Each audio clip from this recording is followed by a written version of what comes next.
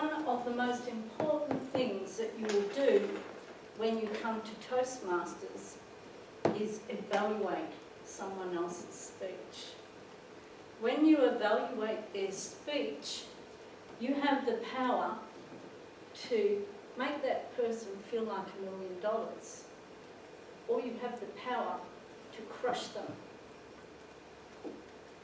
It's an amazing thing. That power is in your hands. We motivate so that people will feel good about themselves. They'll feel confident, they'll feel safe, and they'll feel secure. One of the things we do when we motivate people is, as I said before, to make them feel like what they've done is worthwhile. When we do evaluations at Toastmasters, we try to stick to a method that encourages the person, but leaves them with a little tip on how they could be that one step better. We often hear people say, you could go to the next level if you did so-and-so and so-and-so. When you get to evaluate, this is what I'd like you to do. Pick something that you really liked about the person's speech. Tell the person why you liked it. How did it make you feel? What are you going to walk away within your heart, your mind, from that person's speech? Because the one thing that does worry me a little bit about Toastmasters is people, when they come out to evaluate, tend to retell the speech rather than saying, this is what I liked and why I liked it. The tricky part is when you have to find a recommendation for someone. And again, I think you should look for something that you sit there and you think,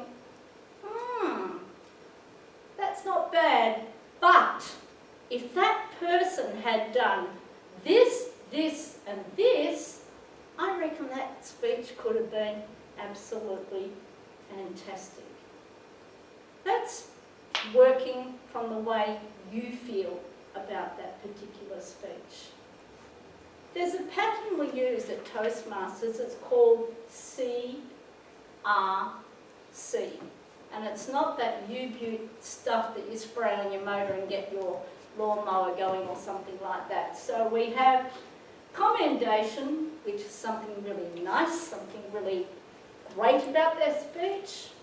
Then we can make a recommendation, like, yep, that was great, but if you'd done this, it might have been just boom, boom, boom.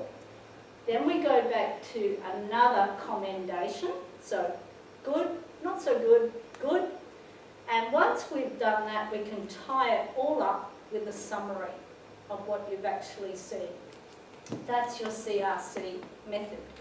And tonight, I'm going to put you all to the challenge because I've given you all a form in front of you, and you will see that it's got spots for first speaker, second speaker, third speaker, topics master, general evaluator, and the Toastmaster.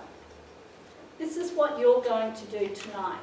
When each of those speakers gets up the front, I want you to find a commendation, in other words, something that you really thought was fantastic or good. Then I want you to find a recommendation, like, yep, that was good, but here's a suggestion from me. And then I want another commendation. Now you're going to have to do it for all those speakers. Why am I getting you to do that? One of the great things about having an evaluator listening to your speech is you've got at least one person in the audience that is seriously listening to you.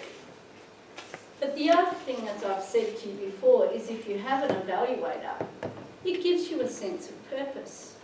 How many of you in here have spoken to a brick wall? It's not very satisfying, is it? So at Toastmasters, you've got someone that's listening and is going to evaluate you. All right. The other thing I want to talk to you about is that it is a subjective thing. It's the way you actually feel, how that speech makes you feel, how you think, how you react. But we can approach it in a technical way as well. I'm doing Charles tonight, and Charles is doing a magic speech, but more about that later on. When you go to evaluate someone, you open at the speech that they're doing. And in the little grey box here, you will find the objectives that that person is supposed to meet. That's what you're going to evaluate on. So if the objective says this person is to show really good body gestures, and you find that the person stands like this the whole time they're delivering the speech, what would your recommendation be? Any ideas? Karen? I would recommend to them that your objective is to use body language, and I feel that you hadn't used that effectively tonight, and I would demonstrate potentially what they could have done to improve that speech. Perfect. If you're a little bit stumped, and the reason I'm going back to basics tonight is we have so many new people in the audience, there are, at the end of that speech segment, questions that can guide you. Now, for a newbie, and you're doing your evaluations, if you answer some of the questions in this section, that will give you enough to come out and do an evaluation with. Just be mindful though, as you become more advanced, the questions at the end are not what you evaluate on. They're just little extra feeders for the person that you've spoken about. All right, is that clear as mud to everybody?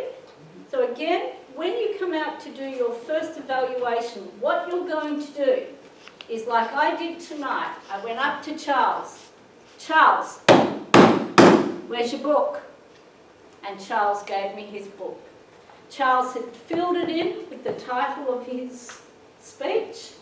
And of course, me being so efficient, I read through all the objectives, and I now have a pretty good idea what Charles has to accomplish tonight. And I'll just give you a little tip. I know it's a form of graffiti, but I tend to look at the objectives and then rewrite them on the page that I'm evaluating. That way I can read out the objectives without having to read them word for word. And also while Charles, for instance, is doing his speech, I'm reminded constantly of what his key objectives are. That should be enough to get you started, I hope, and we'll be doing some more work on evaluations so that all our new people are up to speed and giving evaluations that are helpful to our speakers. Now again, I'll remind you, you have the form in front of you. What you will do at the end of the night is you will actually tear the strips. If you feel the paper, it's perforated, and you are going to give your strips to the person you have evaluated. So in other words, everybody gets tonight to do evaluations of Speaker 1. At the end of the night, we'll just collect all the evaluations for Speaker 1 and give them to that person. So when that person walks out the door tonight, that person's going to have something like 14 evaluations. And as I said, be mindful that you do give tips that are helpful, that are concrete, and that aren't going to totally demoralise that person, because Toastmasters is about being positive and constructive. Thank you, Toastmaster Jordan.